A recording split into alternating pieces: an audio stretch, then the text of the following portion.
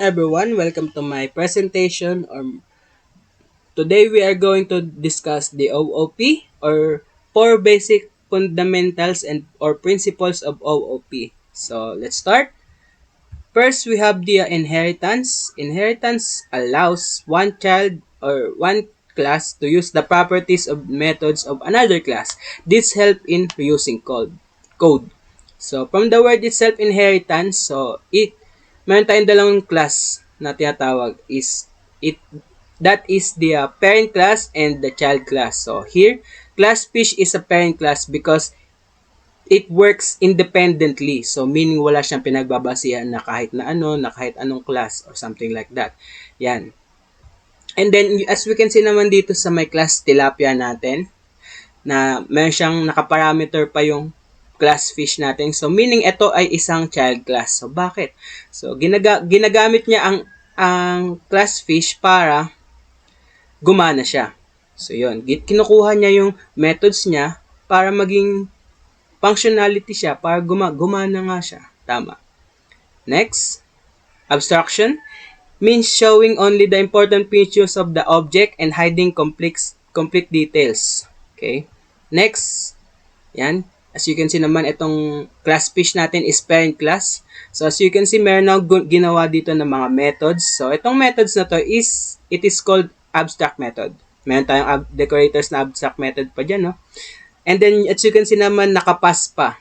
Yan, nakapass pa siya.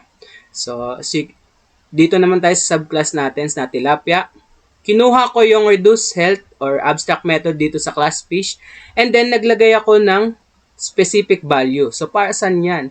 So, specific value para gumana siya ng specific or iba dito sa mga ibang subclasses niya. Kasi, kapag hindi mo ginawa yan, kapag hindi mo ginawa yan, para saan pa na nag-abstraction ka? Yun lang, di ba? So, kailangan kapag gagawa ka, make sure mo na yung mga subclasses is meron siyang different behavior. Yun lang. Next, polymorphism. It allows methods to do different things based on the object they're acting on. Yan. So, yan. As we can see naman itong method na deduct fish natin.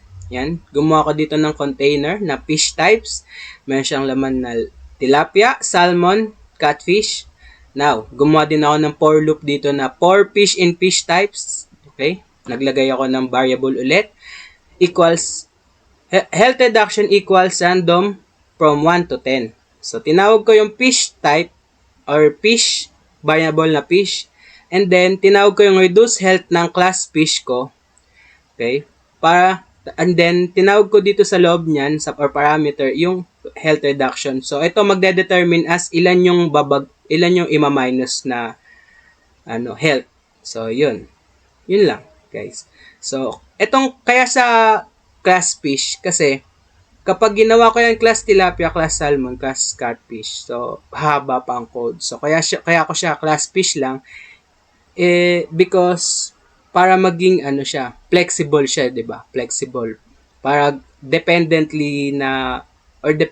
dun sa system na kung ano yung ma-minus niya na isda.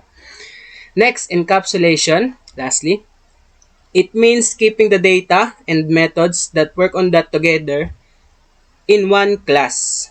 Okay? So, itong object natin na tilapia, salmon, catfish, ma-consider natin na encapsulation. Bakit? Kapag iniba mo ang mga value niyan, okay? Iniba mo ang value niyan is pwedeng masira yan. So, kapag gusto natin gawin na ibahin or i-modify, kailangan natin ng getter and setters. So, yung mga getter and setters na natin is kailangan pa naka-private. So, as you can see naman na kaya nga ang encapsulation is kinikip natin. Yan, para hindi siya mabago directly. So, yun lang. I hope that you learned something new today sa aking presentation. So, thank you for watching and have a nice day, everyone.